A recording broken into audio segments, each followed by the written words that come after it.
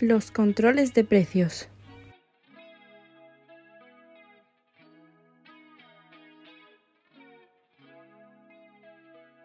Generalmente los precios se controlan cuando los responsables económicos piensan que el precio de mercado es injusto para compradores o vendedores.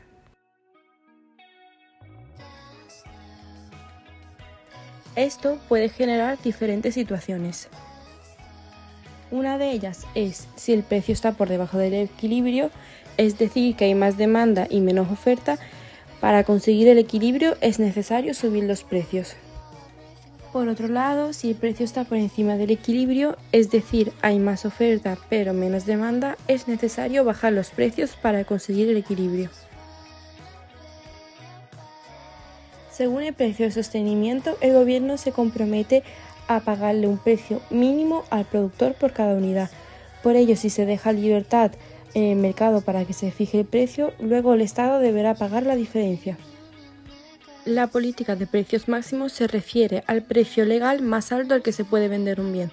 Allí diferenciamos entre a corto plazo, en el que la oferta es perfectamente inelástica, y a largo plazo, en el que aumenta la elasticidad de la oferta y la demanda. Y la política de precios mínimos se refiere al precio legal más bajo al que se puede vender un bien. En la primera imagen vemos la representación de la política de los precios máximos y en la segunda de los precios mínimos. Al igual que hemos dicho antes, los precios sostenibles es cuando el gobierno se compromete a pagar lo mínimo al productor por cada unidad vendida. Un claro ejemplo podría ser la leche. Un ejemplo sería el alquiler en España, es decir, a menor precio se consigue una mayor demanda de alquileres.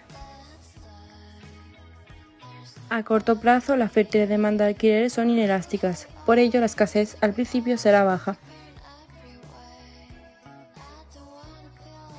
Pero a largo plazo, al dejar de construir viviendas nuevas y no mantener las antiguas, la oferta disminuye y se vuelve más elástica. En resumen, los bajos precios producen que la población incremente la demanda de alquileres, aunque posteriormente, por los costes de producción, baja la oferta de estos mismos alquileres. La incidencia de impuestos.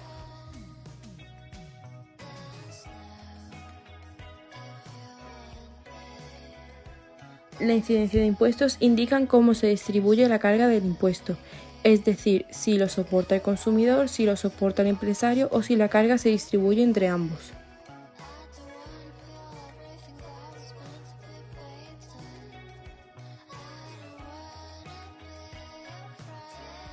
Empezando por el impuesto sobre los empresarios, decimos que supone una elevación del coste de producir y vender un bien, por lo que se reduce la cantidad ofrecida. Gráficamente decimos que la curva de la oferta se desplaza hacia la izquierda y la curva de la demanda no varía. Algunas de sus características son que el gobierno cobra X euros por cada unidad vendida por los productores, que supone un aumento de los costes de producción, y que los consumidores deben pagar el costo total de producción. Sobre bienestar decimos que empeora el de los compradores porque pagan un precio más elevado por el mismo bien.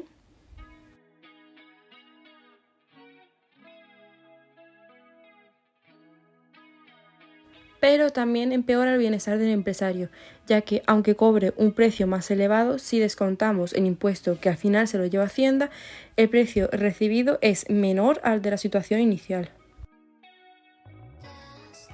En conclusión, los impuestos reducen la actividad económica y los empresarios y consumidores se reparten la carga del impuesto.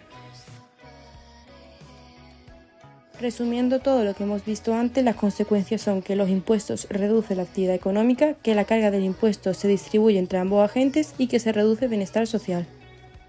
Impuesto por unidad comprada a los demandantes, es decir, los consumidores pagan un precio más elevado por el mismo bien, o lo que es lo mismo, se reduce la demanda. Gráficamente decimos que por menor demanda del bien, la curva de la demanda se desplaza hacia la izquierda.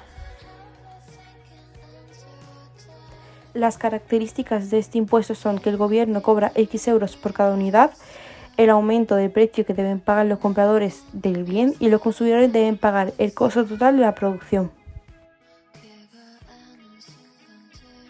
Vemos que en lo referido al bienestar social, Los compradores y los vendedores les pasa la misma situación que en el otro impuesto.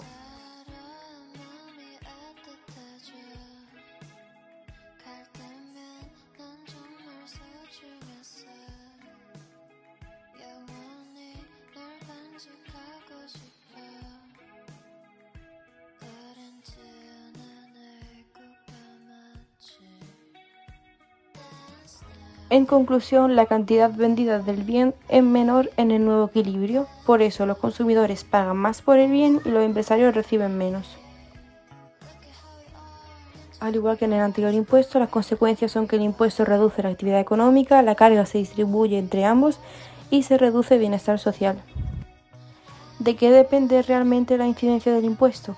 La carga del impuesto no se reparte realmente igual entre los dos agentes, es decir, entre comprador y vendedor, sino que depende de la elasticidad de la oferta y la demanda.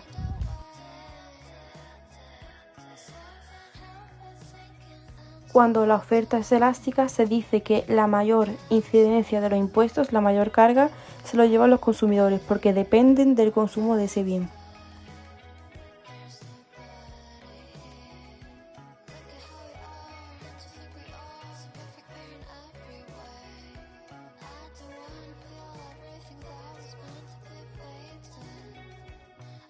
Y cuando la demanda es elástica, la mayor incidencia del impuesto se lo llevan los productores.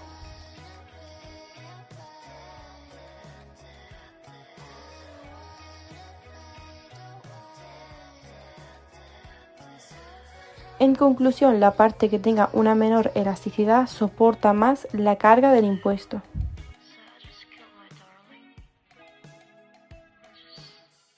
Sobre bienestar decimos que la parte que tenga